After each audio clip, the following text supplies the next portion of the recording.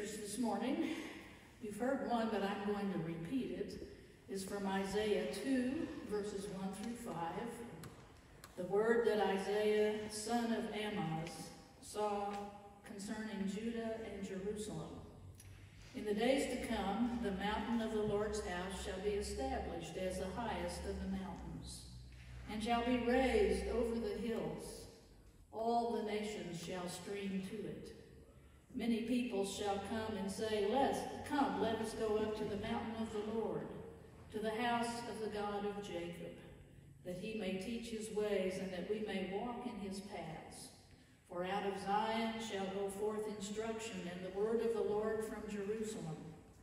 He shall judge between the nations, and shall arbitrate for many peoples. They shall beat their swords into plowshares, and their spears into pruning hooks. Nation shall not lift up sword against nation, neither shall they learn war anymore. O house of Jacob, come, let us walk in the light of the Lord. And from Matthew, the 24th chapter, verses 36 through 44. But about that day and hour no one knows, neither the angels of heaven nor the Son, but only the Father. For as the days of Noah were, so will be the coming of man, the Son of Man. For as in those days before the flood they were eating and drinking, marrying and giving in marriage, until the day Noah entered the ark. And they knew nothing until the flood came and swept them all away. So too will be the coming of the Son of Man. Then two will be in the field, one will be taken, and one will be left. Two women will be grinding meal together, one will be taken, and one will be left. Keep awake, therefore, for you do not know on what day your Lord is coming. But understand this, if the owner of the house had known in what part of the night the thief was coming, he would have stayed awake and would not have let his house be broken into. Therefore, you also must be ready, for the Son of Man is coming at an unexpected hour. Here ends our reading this morning. May God bless our hearing and our understanding of the Word. I don't think I have prepared a sermon on these lectionary texts for the first Sunday of Advent ever. The churches I served always did a hanging of the green service on the first Sunday of Advent, and that meant no sermon. Worshippers hung the chrismons on the tree and presented the candles for the Advent wreath and placed the figures in the nativity scene and placed the greenery and the wreaths and all of that, all done in the context of song and scripture. Now, the scriptures typically found in the common lectionary during the Sundays in Advent are prophecy, and today is no exception. Isaiah reminds us to pay attention to the words of the Lord and to seek peace. And Matthew tells us to watch and listen and be alert. The Roman scripture, which we didn't read this morning, also tells us to be alert for our salvation. Now, the prophet Isaiah immediately draws our eye to the peak of the mountain, the Lord's mountain. This is exciting because it's tied to promise. People will go a long ways on the power of a promise, especially the promise of peace. They, as in our world, were daily confronted with fear. We live in a time of terrorist attacks and bombs and evil seemingly that will overtake the world. And we witness, as did the people of Isaiah's time, the furrowed brows and the vacant eyes of those who were hungry, where their world had been taken by famine and war, where crops were destroyed and the homeless wandered the streets. Closer to home, perhaps, we fear the drive-by shootings and the home invasions, even identity theft and fraud. But the mountain of God offers promise through Isaiah that there will be no need for weapons, The Lord will judge and settle the disputes of the nations, and swords will be beaten into plowshares, so that once again children's stomachs will be filled, and there will be a bountiful harvest. So Isaiah invites us to come and walk in the light of the Lord. The journey over the next 4 weeks toward the stable in Bethlehem is one toward light. Tree lights and candles and the radiant light of the star that the wise men followed on that holy night. Perhaps it's a parable of our times when we are rarely without some form of light, and we have Thomas Edison to thank for that. It's said that after thousands of experiments, when he finally achieved the monumental breakthrough that would affect all of human history, he heard the shrill voice of his wife call out, "Tom, for goodness sake, would you turn off the light and come to bed?" Even on the darkest night in our communities, there's artificial light everywhere, street lights and car lights and neon lights and LED lights. So we rarely experience the disarming quietude of darkness, of total darkness. We have so much artificial light that we can't hide from that darkness because light envelops us somehow. But there is something about darkness that we have to deal with, that inner darkness, that emptiness, and maybe that's a sign of our times. Now the Bible, as you know, is filled with symbols, and they usually are paradoxical. Think about water, it's life-giving, but it can also take your life just as easily. It might cleanse, but it's also treacherous. Fire is furious and destructive. It's also comforting. Clouds have silver linings, but often have images of positive and negative faces, filled with wind and rain and tornadoes and disastrous weather. And so it is with night. Nights have starry skies that inspire the philosophers like Kant and artists like Van Gogh. And the night brings rest and quiet. It signals not only endings, but expectancy. And yet night is something we want to escape. Utter night without the morning is deepest gloom. Endless night without the glow of a candle or a star is a void. Now, most of us prefer to sleep in the dark of the night, because at night is when violent armies clash and streets clatter with shouts and gunfire. Sudden shadows leap and loom, and they trouble us at night far more than the shadows of the daytime. If we're startled from a midnight sleep, we might feel a terror greater than any other time. So Isaiah promised that the works of the dark and sleep would all be changed in God's bright presence. So if we can see light, we can understand something about the light of eternity that will help us change. If we knew as God knows, if we were instructed in God's ways, if we walked in God's paths, not only would our nations disarm, we would tear down our private defenses as well. So Advent is a time for us to think and reflect and to prepare. It's a time to examine Israel's expectation of the long-awaited Messiah, and it's a time to look forward when Jesus will return, which is what the text of Matthew is all about. We don't know when that long-expected event will occur, but we need to stay prepared. It takes lots of practice to prepare and to be prepared.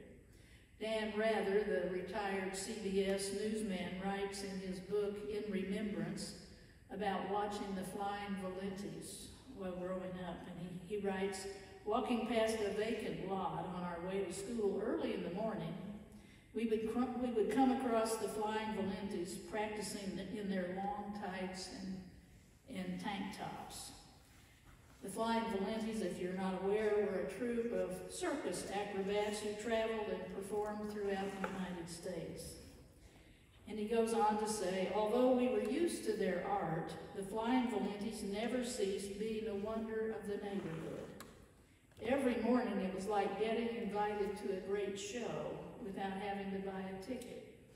They did triple somersaults above their practice nets and caught each other by the forearms while swinging from the trapeze. We gasped when they missed connections and fell into the nets. From watching this family work out, Rather and his friends discovered that practice meant a lot of hard work. It might have looked like a lot of fun, but it was work. And he writes, from this hard-working family, it was a specialized brand of togetherness. We learned that even life in the limelight is no cakewalk. When we traipsed back from school in the afternoon, the Valentes were still swinging away in their nets. And when they returned from a tour, looking banged up and limping with limbs and in casts, we would see the price they paid for their fame. He learned a valuable lesson from the Valentes, that preparation is hard work. So we can prepare by seeking to bring our lives into tune with God. Jesus reminded his disciples of the example of Noah. That's the Matthew scripture. Noah was in tune with God. His neighbors were not. Noah obeyed God and began preparing for the flood by building an ark in fair weather. And so Noah's neighbors thought he was crazy. But Noah knew what was about to happen. He was in tune, and so we have to be in tune as well. A few weeks before Christmas, 8-year-old David's mother asked him and 2 of his classmates, "What Christmas songs are you learning in your school this year?" And David looked down at his feet and replied, "The teacher says we can't sing good enough. She's only going to let the kids sing who can carry a tune." Well, David's mother could see the hurt in David's voice, and she was hurt herself at that teacher's remarks. And she said, "Well, how'd you like to practice your song with me?" And so they began practicing the song their class would sing at the Christmas program. It came upon a midnight clear. And as they practiced, she began to think that perhaps the teacher was right. These boys couldn't carry a tune. That evening, after the children had gone to bed, she told her husband, "You never heard anything like it in your whole life. You can't imagine what it was like." And her husband said, "Oh, yes, I can. There are people, you know, who can't really carry a tune." "So what's the use of doing something you can't do?" she exclaimed in exasperation. And the next morning, she went shopping, and while she was out, she bought 2 books on teaching music to children. And so that very day, they began practicing after school until the Christmas program. And she adapted and invented musical games to help teach those boys, and she was patient with them, and slowly, gradually, they began to sing on key. They were, in fact, beginning to sound good. It wasn't howling anymore, it was singing. On the night of the Christmas program, David and his friends sang with the rest of the class, and they did as good as all the rest, and David never felt left out, thanks to his mother's extra effort. But something else happened in those weeks of practicing that stirred inside of David. A few nights prior to the program, the school program, his mother looked out of the kitchen window to see David knee-deep in snow. And he just stood there looking toward the sky. And when she stepped out, David came running to her and said, "It's so still." He said in a hushed voice, "All those stars, they shine so." Do you remember in the song, "The solemn world in stillness lay"? The starlight showed him clearly, his honest little boy eyes fixed wide, trustingly on his mother's. And then she saw in his soul that he'd been awakened. David was now in tune with that song, with those words, with what it meant to be in stillness lay. So in preparing for Christ's coming, we can find some freedom, because we never know. It's an unexpected hour when the Son of Man will come. What will that be like? Jesus says it'll be like a thief in the night. If we knew ahead of time that our home was going to be broken into, we'd take extra precautions. It might not make a difference, but then again it might. We'd block all the windows. We might even install some additional locks and cameras and a security system. If we knew the thief was coming, we might stay home instead of going out, and we'd leave the lights on and the TV blaring, and we'd take every precaution we could. The problem is we don't know when the thief will strike. We must always be ready. Dan and Celia Coleman were walking home from a Christmas party at a friend's house when they noticed their front door was ajar. Did we forget to close it? Cecilia asked, and Dan shook his head, and the door, he could see already that the door had been jimmied. And they entered the house, and everything seemed to be okay on the first floor, but somehow things felt strange, not right, not the way they usually felt. And they saw why when they went up the first flight of stairs. There was general destruction. Lamps were broken all over the floor, books had been ripped from the shelves, and Celia said, I can understand why they might want to look behind pictures, but why would they walk on them? And next she discovered that her jewelry was missing. Rather than leave it at the bank in the safety deposit box and not have the pleasure of wearing it, she'd hidden it in a place at home that seemed very clever to her, but it wasn't clever enough. All of her inherited and irreplaceable jewelry was gone.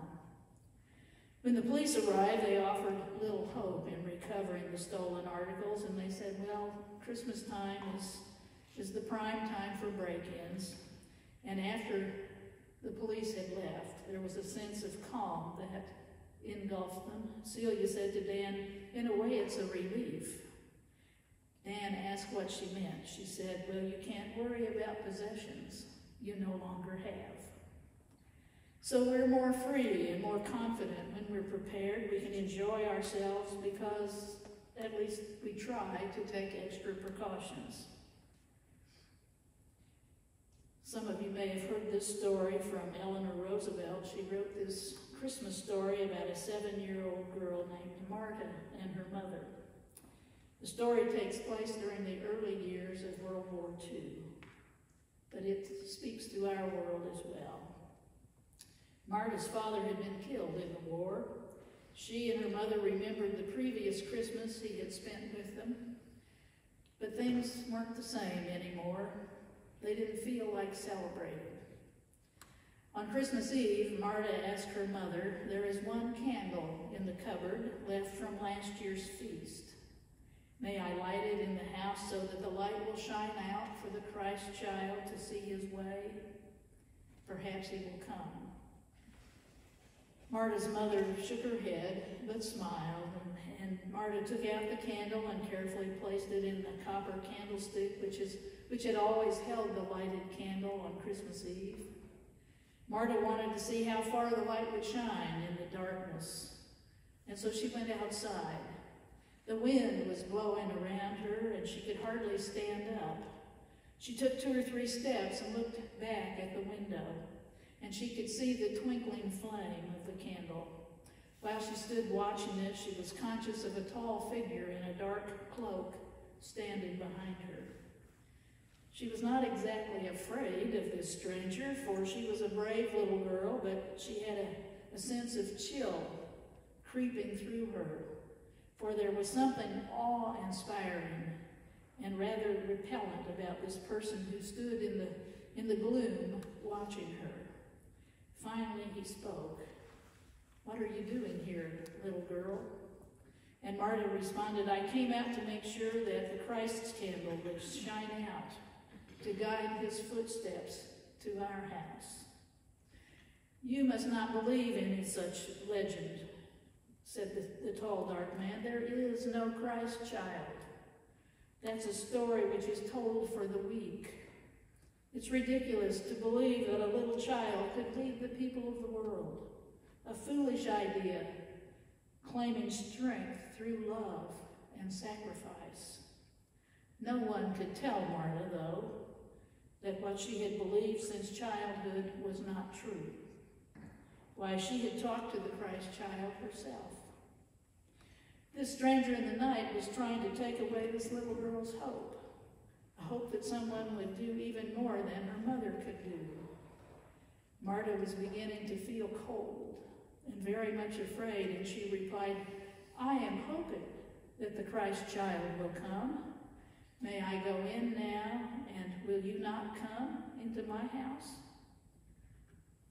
The stranger seemed to hesitate for a minute, but perhaps he decided it would be interesting to see the inside of a humble home where there was such a simple faith.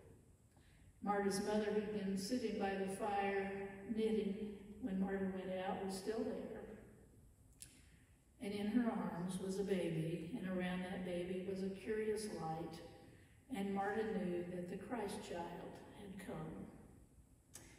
It's a simple story, but filled with truth, because he is coming. Will we prepare ourselves during these Sundays of Advent? Will we seek to tune our lives with his? Will we live out our faith boldly? Will we rejoice in the freedom from sin and death that his coming brings? The temptation is to dismiss these prophecies from Isaiah and the words from Matthew. After all, how do they pertain to us? Written at a time when the early church had bet its life on Jesus' return, these words seem odd to hear on the first Sunday of Advent. We're busy preparing ourselves and preparing the creche for a baby. But Matthew's talking about the second coming of Christ. It isn't just an odd lesson, it's a frightening one. In this season where we want to find assurance, Matthew's words are enough to scare us to death. These words compare the words of God's promised one to the death and devastation of the flood during Noah's time. We're looking forward for being reunited with family and friends, while this lesson talks about the untimely separation and unpredictable departure.